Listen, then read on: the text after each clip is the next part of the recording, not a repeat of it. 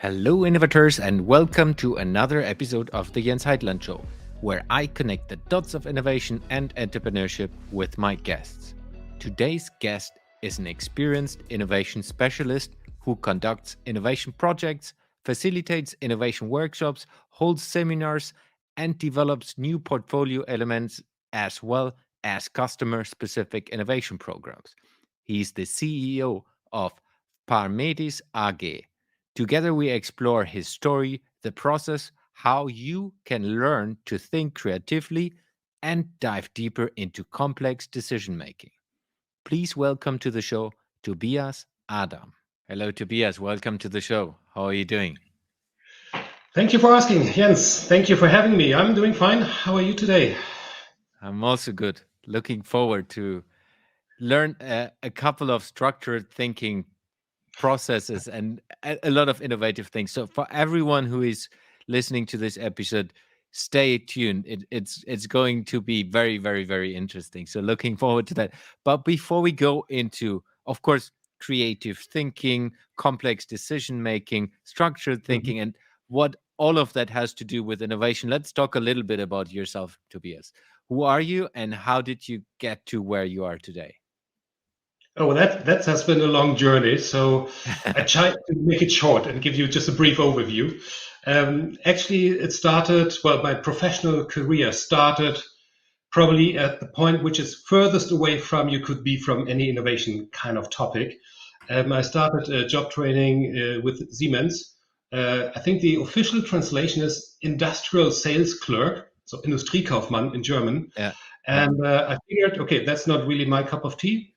So I studied computer science and business administration afterwards, and still light years away from anything that is related to innovation. And I started working as an IT consultant. And somebody approached me and said, Tobias, you know how to talk to people, so you should be a salesperson. So I changed my profession and went into sales, information and communication technology, and also lighting. And there was one thing that happened once in a while in both sectors, which made me wonder. And the situation was like, okay, the door opens up, somebody from product management shows up and says, Tobias, here, that's the coolest, latest stuff. Take it to your clients. They will love you forever. Sales will go through the roof and they will celebrate you. Well, so guess what? I took it to the client. No excitement.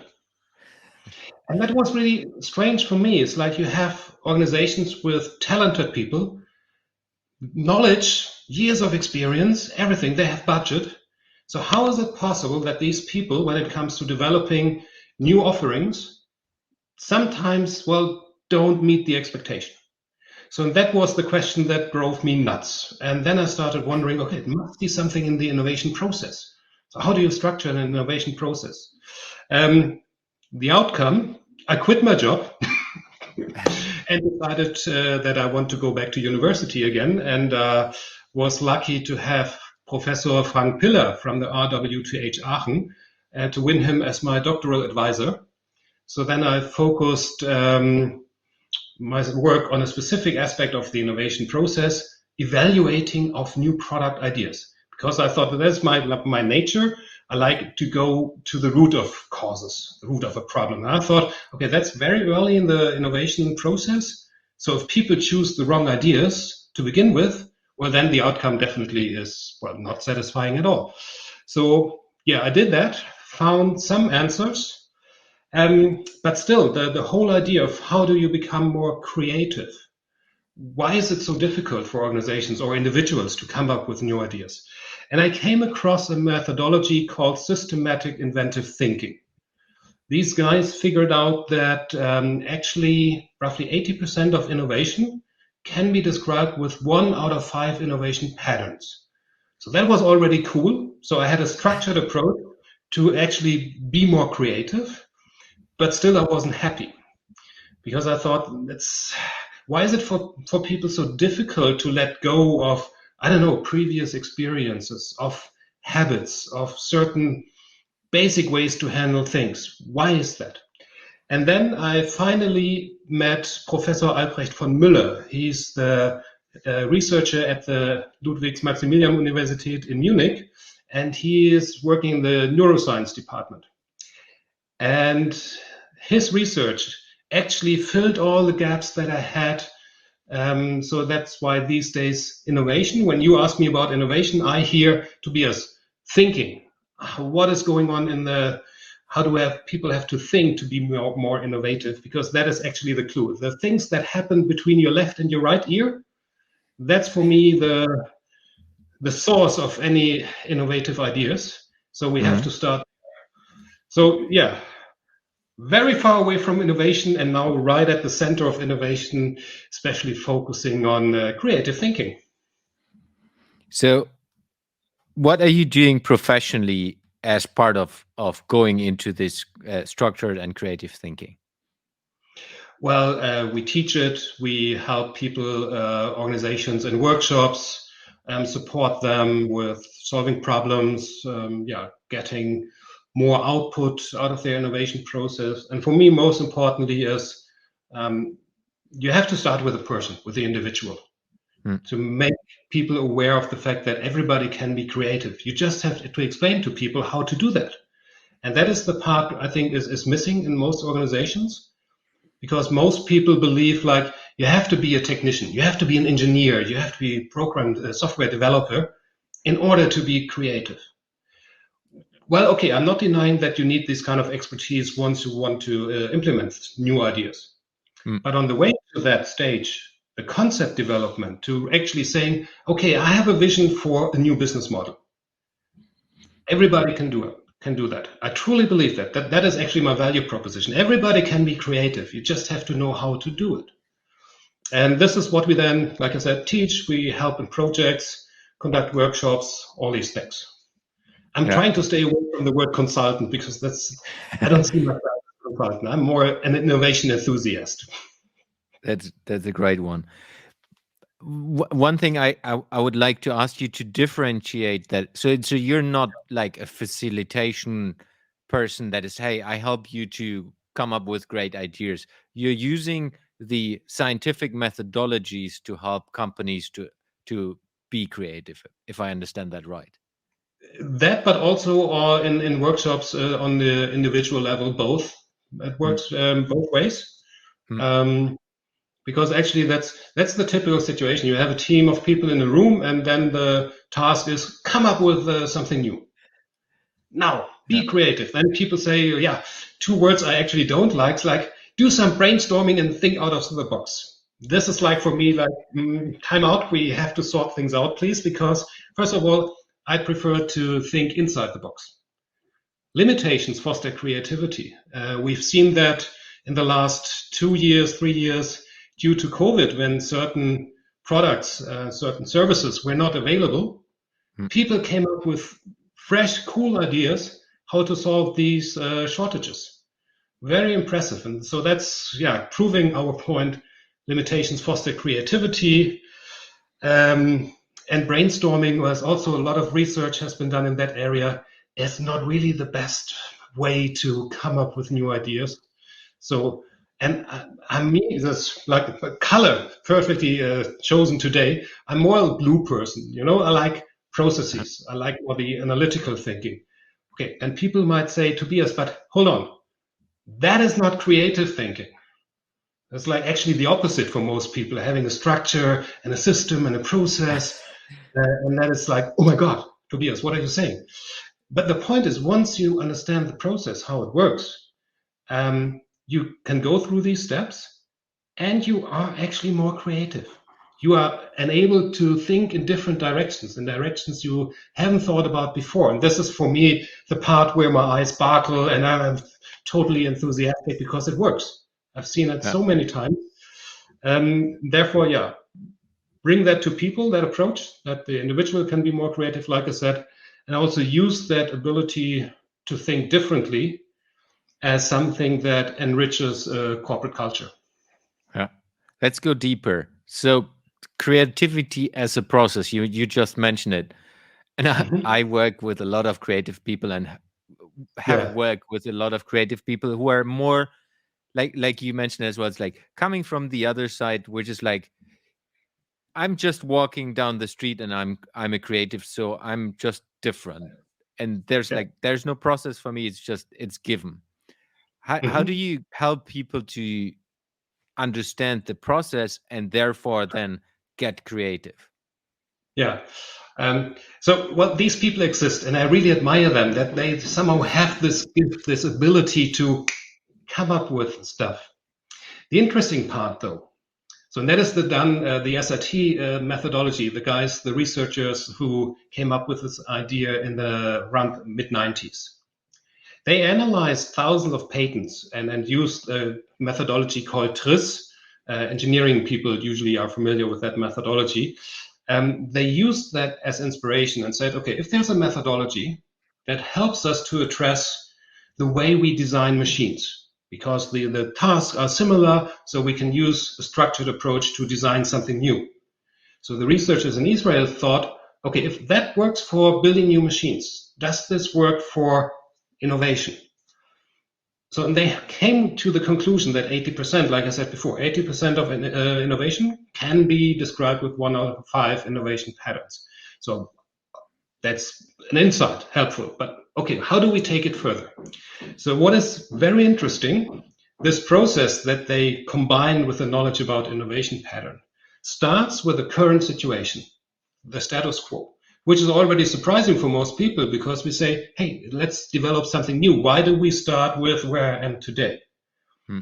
But this is the familiar environment, so we start there. Everybody can contribute. They're very important. So, and then you apply this innovation, one of the five innovation patterns. So, for example, um, yeah, imagine you have a mobile phone, mid 90s, where you have the numbers down there, the keypad. Hmm. I've been working for Siemens, so I can imagine some technicians at Siemens now still would cry out in pain. It's like, okay, you have this mobile phone. The keypad obviously is very important. That is a crucial element of that what we offer. Hmm. So no engineer in his right mind would dare to touch that because it's important. I Yeah. remember back then in test magazines, the way you can handle the keypad. Was it a soft touch? Was it more sluggish? That was an important aspect of evaluating the quality of a mobile phone back then. Hmm. So, and then imagine we take that crucial element away. Our mind screams out and is like, Tobias, that's a stupid thing to do because we need it, otherwise we cannot die. So also Yeah. something our brain jumps to the negative part right away. We know exactly what it's a stupid thing to do. So now we turn it around and we ask ourselves, okay, no more keypad down there. What is good? Well, for example, you could say, well, the manufacturing process will be a lot easier because we skip that whole part in the process where we have to insert the keypad. Also, what would be interesting? Well, we have more space. So the screen, we can actually enlarge the screen. So when you think about it from a positive perspective, you will realize that down this path, which started so confusing, it's like, what do you say? No keypad. And now all of a sudden you see all these great positive effects. And then you already have different ideas. How could we implement that? So for example, then you can say, well, we don't need a keypad because we have touchscreen. Back then the ATM already used touchscreen. So you Hmm. already have an answer for something that is bothering you now with your new concept for a mobile phone. And just by applying this innovation pattern, subtraction it's called, just taking something that you consider to be of great importance for your offering, you take it away and ask yourself what is good about this. You trigger completely different thought processes, which then consequently also lead to new ideas. Um, and that is, once you know how it's done, it's actually quite easy to come up with new ideas. Yeah. That's why, blue person that I am, you can be creative. Welcome in the club.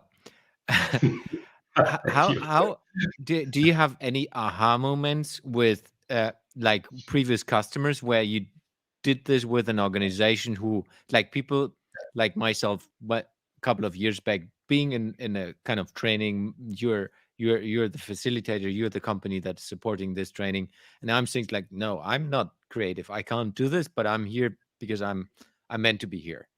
Do you have Yeah. any example stories where you kind of helped the person who thought it's not creative, but now thinks I can do it? Yeah.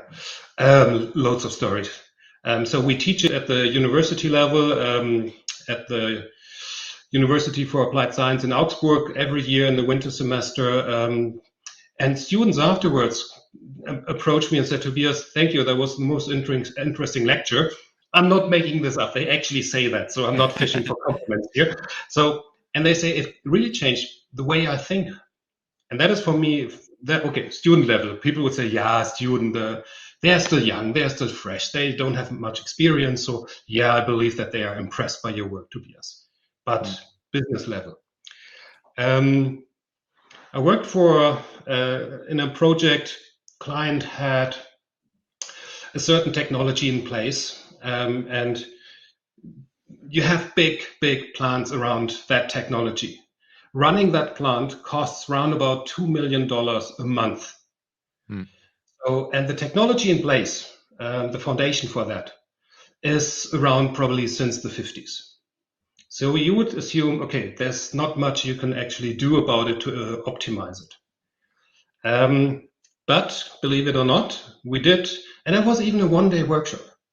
And we had a team applying these methodologies, these innovation patterns, and that triggered a lot of new ideas that went straight into the R&D department, and led to, after all, I reached out to them a while back and asked, okay, the outcome? They said, well, round about 1% saving. And of course, at the first moment you think, okay, 1%, that's cute. But keep in mind, around since the 50s, so I don't want to know how many lean optimization workshops had been run throughout the years. And very smart people thought about this, which made that complicated technology their core business. And yet still we were able to get this 1%, and 1% out of $2 million a month. It's Not too nice. bad. Yeah.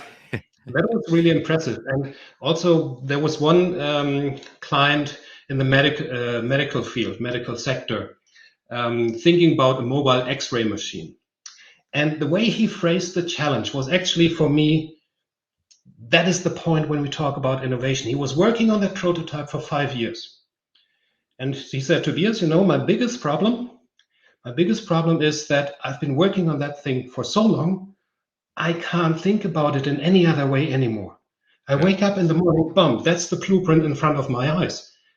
And I need a way to look at what I've been working on for 5 years. And he thought about all the different pieces, how they all work together. But he was stuck because after 5 years thinking about this challenge, building a new X-ray machine, well, there's your concept. You have it in your brain. And now you need something that helps you to really take a step aside and look at this concept from a different angle. And this is why I love these innovation patterns. They enable you to do that. Yeah.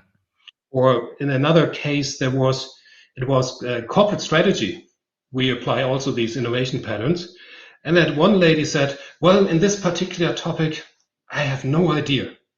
It doesn't make sense for me to be here and join you during that workshop. And we always say, well, it doesn't matter whether you're a content expert or not. You know things. You have experience. You might be somehow connected as a user, or you've seen something, you heard something. So everybody can contribute. So please stay here. And she was amazed how much she was able to contribute when looking at positive aspects when we applied these innovation patterns. So yeah, that is really impressive for me. That's also why I'm so enthusiastic about it, because it's more or less a sure thing. That is positive, and also sometimes I think it's scary, but it works because it's yeah, like I said, we need to do something between the left and the right ear, and this is exactly what these innovation patterns do. So how do you do this if we dig deeper? So do you teach first the innovation patterns and the ways of thinking, or do you directly apply it together with them? It works both ways. That depends on the customer situation, how much time they have, whether it's like we have this issue, please help us to solve it? Or is it, okay, that's one piece of a strategy where we have a long-term goal? You can do it in a way that you reduce what people, well, you don't need to talk about the science behind it in a project. Usually Yeah. that's something where I say people, well, you have an issue to solve. The science behind the approach we bring to the table actually is not of interest. We have to bring results. So forget about the scientific background and we start working. That works well. Mm. But on the other hand, what I appreciate is usually the chance to at least explain the basics, because this is the part that was later on for me so important to understand. It's about the way we think. So, and if you really want to have that kind of innovative thinking incorporated in your corporate DNA, then people should know some basics, that they understand, okay, this is not just for the guys in the innovation department or product development that they come up with new offerings. But for me in my work, when it's about optimizing processes, about internal stuff, I can use the same approach to come up with new concepts. So my favorite example is like the internal process of handling travel expenses. I think, no offense to anybody out there working in It's the very HR department, painful. painful, and I think everybody thinks it's boring. Yeah. But it has to be done. So you can apply the same kind of thinking using these innovation patterns to reinvent your internal innovation process. Something that usually the innovation department wouldn't look at.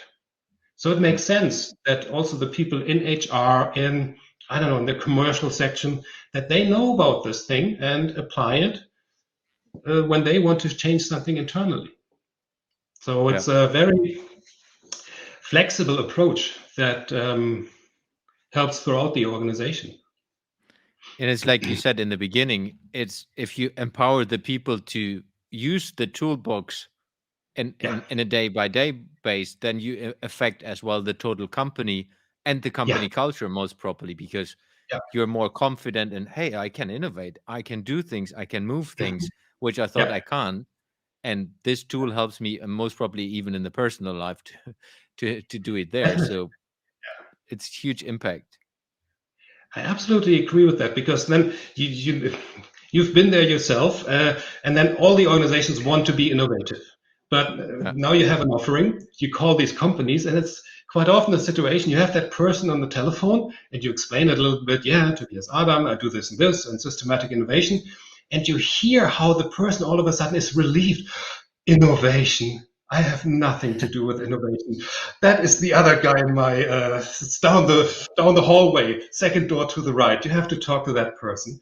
And this is something where I think it's really a pity. You have so many people in the organization that actually want to contribute, but they don't Yeah. know how. And because they don't know, that's also something we realize in our project. Sometimes that's why people are hesitant, and they prefer to take a step back when it's about, we need a new concept, we need some fresh ideas. They're like, I cannot do that. That's not my thing. And it's really I find it sad, because everybody, like I said, I truly believe that you just have to explain to people, this is how it's done. You can do that. You know things. You, in certain situations, are a customer for somebody else. You use products day in, day out. You use services that people offer. So you have experience. You know what you would like to have as a client. So you Yeah. have something that you can share. And once you combine that with the how-to explanation, so kind of, well, I don't want to say innovation for dummies, because that would be kind of rude. These yellow books is like, okay, whatever Yeah. topic, and it works with innovation the same way. Okay, I know at a certain point of time you need probably the guys from currently IT for developing a software, setting up a nice user interface, and so on. Yes, you need them afterwards for sure.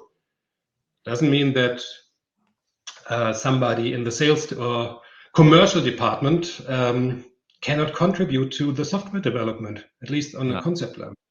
Yeah.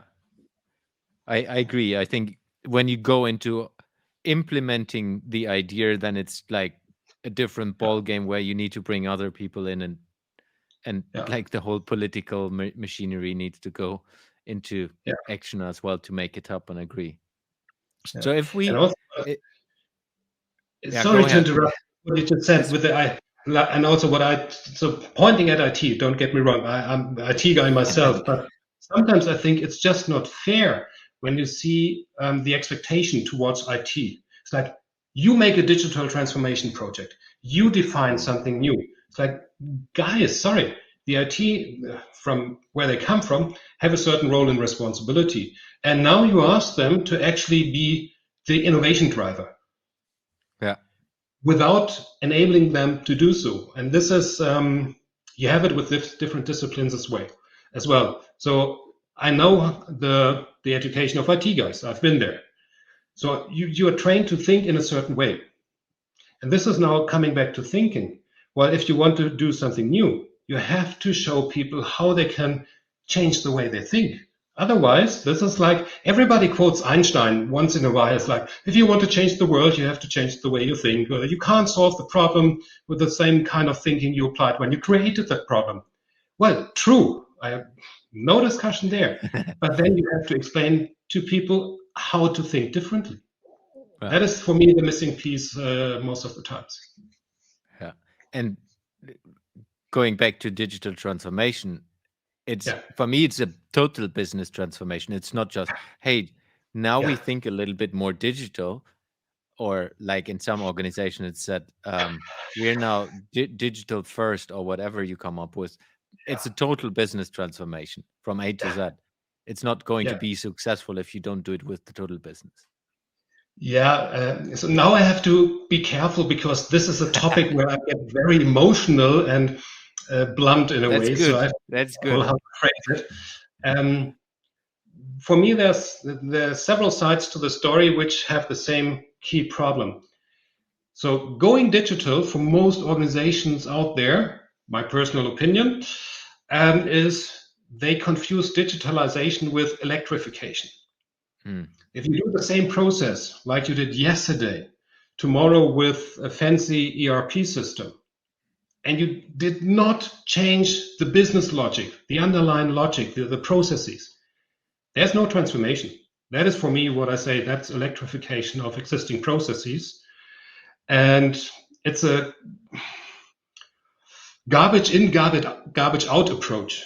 If you have not so good processes before and you just take those into an IT system, well, you still have not so good processes. That's just the matter of fact. And like you said, digital transformation for me also would be to challenge the way an organization works. How do you make money? Why is it possible that somebody out there came up with, I don't know, the examples are kind of old, Uber and Airbnb. So how is it possible that somebody who's not in the industry comes up with these kind of ideas, whereas the established hotel owners, the taxi companies, they never thought about it. So Hmm. for me, innovation pattern applied. Taxi, I subtract, I own a taxi. That's more or less the straight way to the concept of Uber. Or when people don't understand platform-based economies, um, Facebook, one of the senators, I don't know whether it was in the US or in the EU Parliament, asked Zuckerberg, "How do you make money? Your platform is for free. I don't pay for that." It's like, sorry, wake up call. Platform-based businesses run completely different. You can have an economy where the client, the user, pays nothing, but somebody else, in due to ways of structuring, really new ways of interacting with each other, pays a Yeah. lot of money to be part of that platform. And this is what I mean, and also like, and I think you agree, that is a transformation of really understanding that things can be very different these days compared to, I don't know, how we run companies 10 years ago. Yeah, and most probably, if you look into Web3 or all the other things that's going to come, it will be different in 10 years again. Yeah. Where we maybe today say like, no, that's not going to work, but Mhm. someone will figure it out, and it's going to work in a different way. And honestly, when I look at okay, that makes me sound like an old fart here. But when you look at young kids these days, the way they use a smartphone, and I compare it to the way I use a smartphone, it's It's like 1-2 generations difference. Completely different, very different. And this is also something where sometimes people have to understand, well, only because you do it that way doesn't mean that the other, I don't know, 7.8 billion people out there must do it the same way. And this is also, I think, something, especially in innovation management, when it's about new ideas, to see that, to accept that, and then put ego aside and say, okay, even if I don't like the idea, out there might be people who just enjoy it. And that's also very important.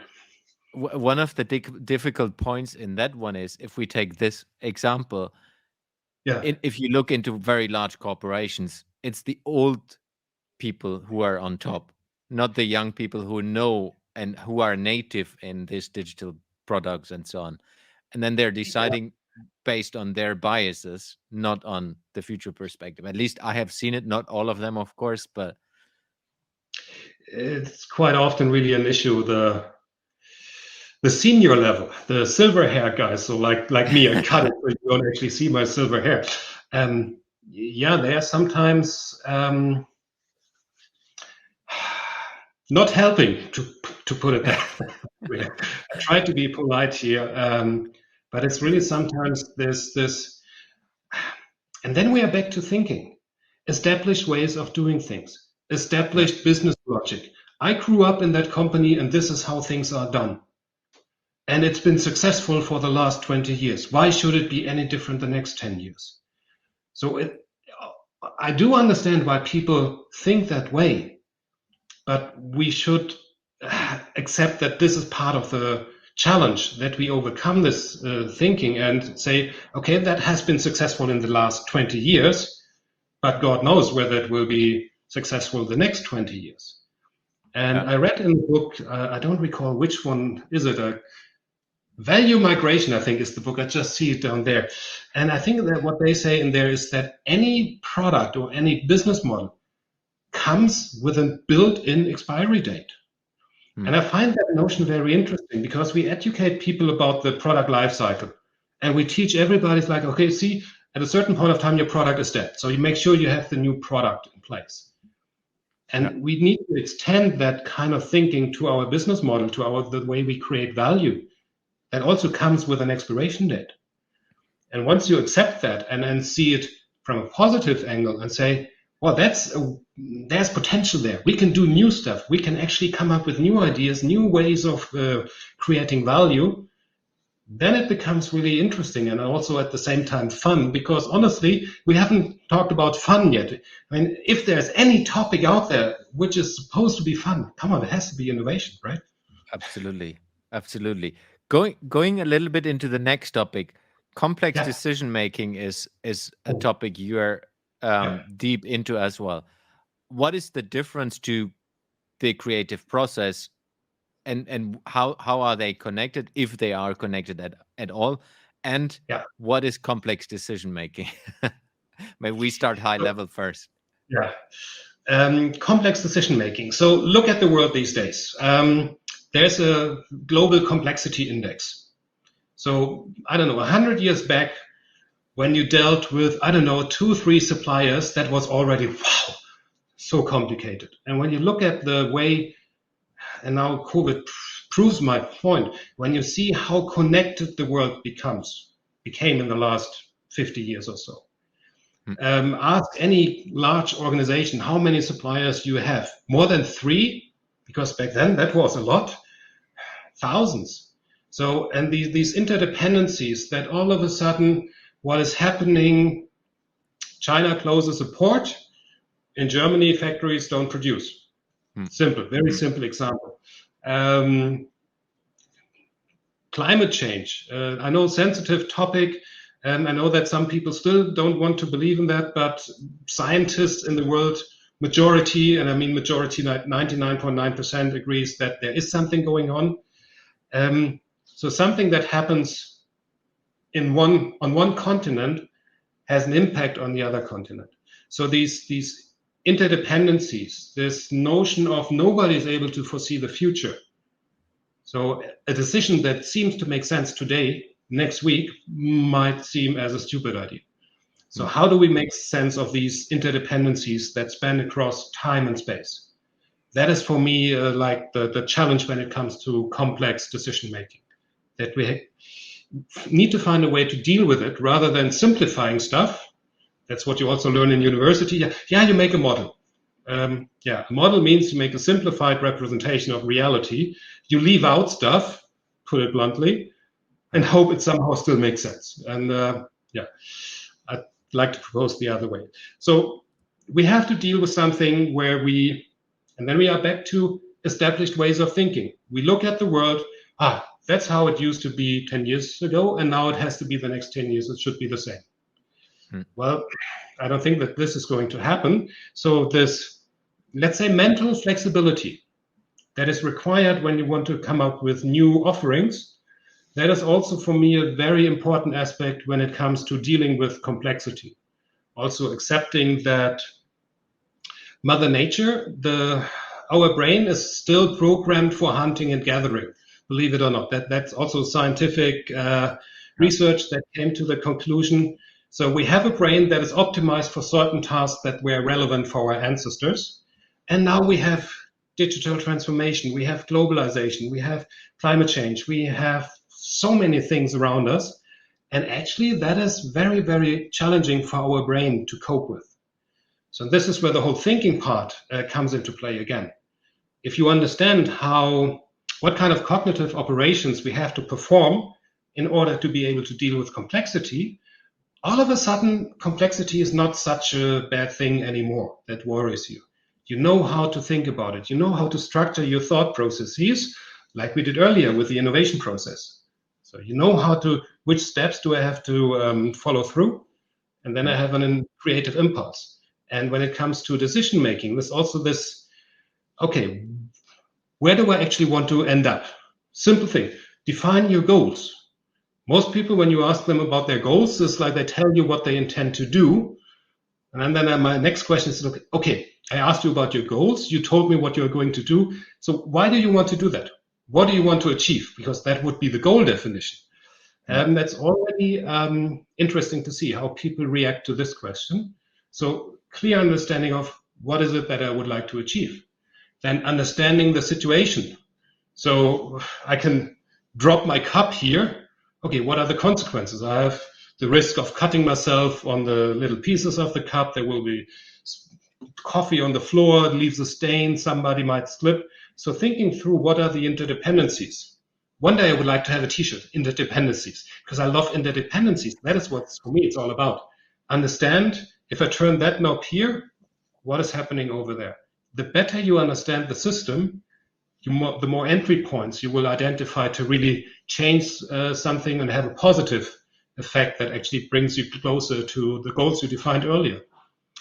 And also very important when it comes to decision making, I recommend using scenario techniques, because we cannot, like I said, we cannot foresee the future. We hope for the best, okay. Sometimes we expect the worst, and actually, if everything works out, we have something in between, the best and the worst case. But have more variations, it's very important to think about plausible scenarios, not probable. They're two very different things. And again, sorry, COVID, but these days COVID is a wonderful example. Wonderful is the wrong word, I take that back. It's a very interesting example. A lot of people thought the probability of a global pandemic is so low that never mind, it will not happen.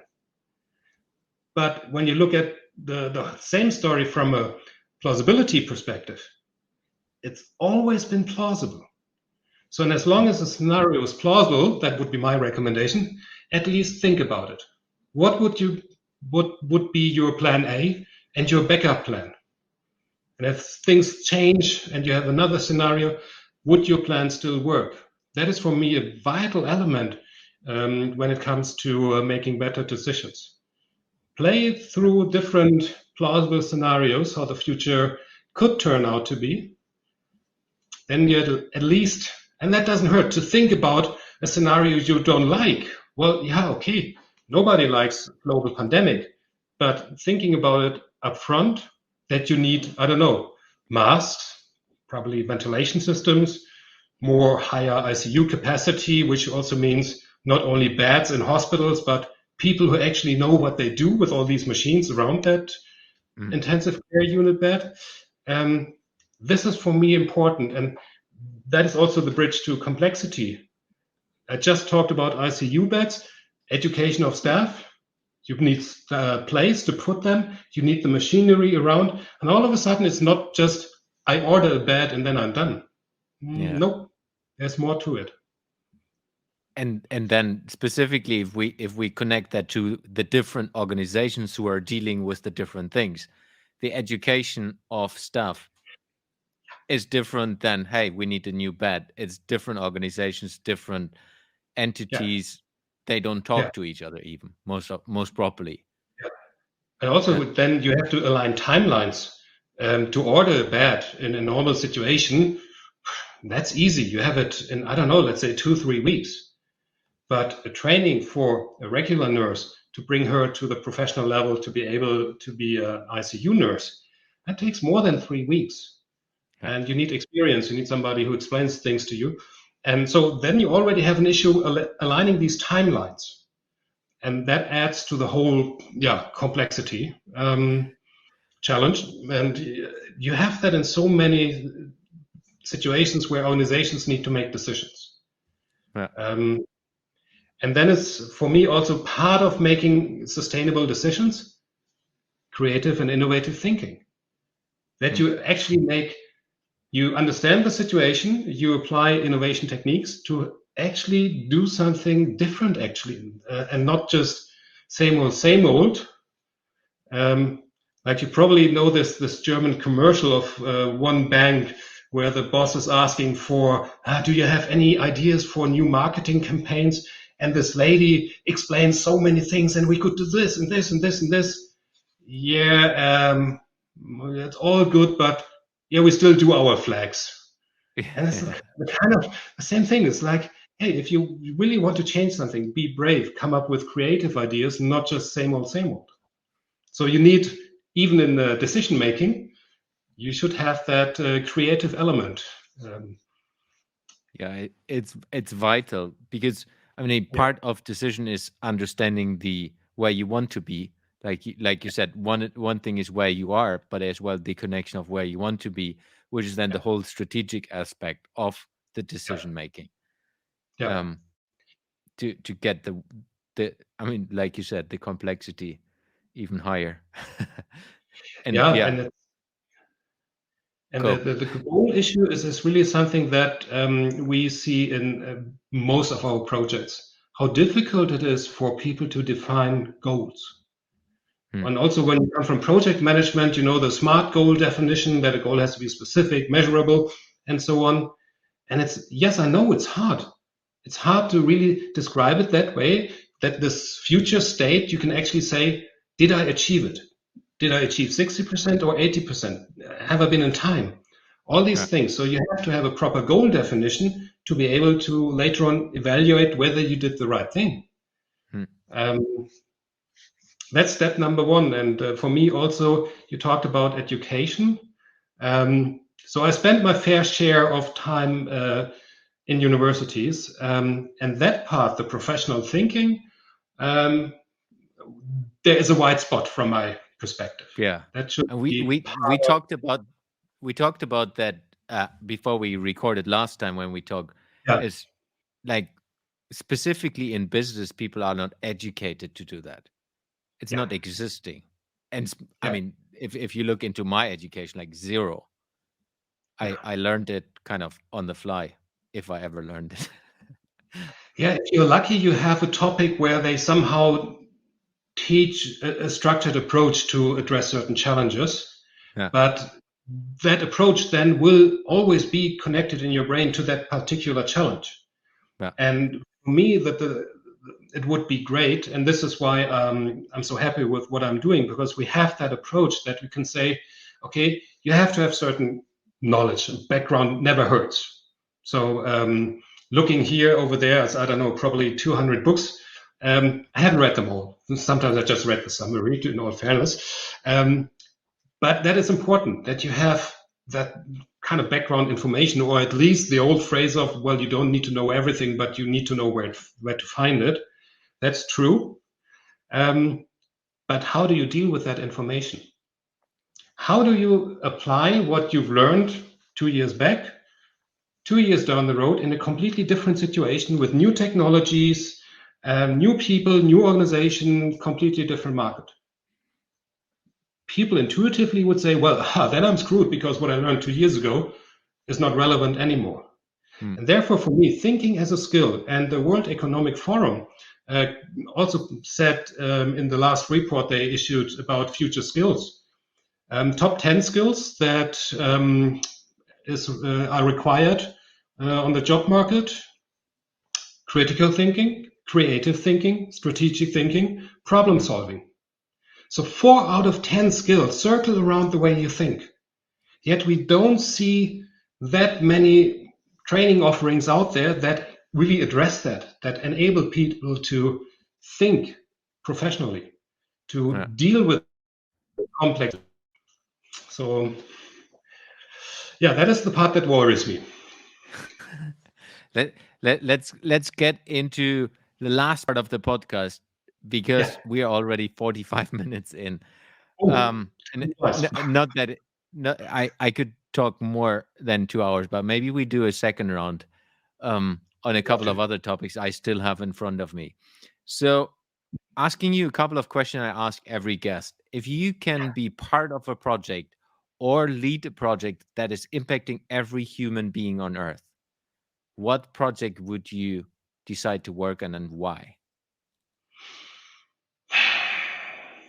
Okay, now I have the challenge of really, it's like there would be a list of top 10 things circling around the way we educate people, the way the societies work, environment, climate. So that would be, but you asked me to pick one. Currently, I'm working on a project, and that's at least in the top 3, overfishing. To come up with a proposal for the World Bank, how we can address this. So I would love to address something or work with teams that address these big things that humanity faces these days. Because that will be our legacy of people being around today. This is what we leave behind for future generations. So I would love to bring what I know about professional thinking to these kind of projects. Where will you be in a year from now? And you can answer that from a physical perspective, from a personal, from a business perspective, from a mental perspective. I always struggle with these kind of questions. Where do you see yourself 5 years from now, 1 year from now? Hopefully still healthy, hopefully still doing what I do today. How do you keep yourself up to date on the topics that interest you? There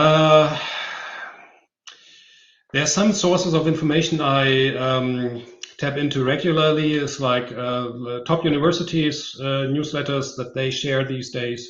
Very helpful. Social network, not so much. That's probably, here, silver hair, that's a generation kind of thing. But for me, professional networking, LinkedIn is something where at least I get an idea what are the current hot topics. That's more or less. And once in a while, you find a good book out there that you just have to read. Old school. I know people would say, Tobias, reading, audiobook. Come on. No, I still like to read. I agree. The tricky thing with me is our daughter at home. She's destroying the reading always, so it's easier to stay in audiobook because she can't take the headphones out, and she's 4. So I'm looking forward to come back to normal reading soon.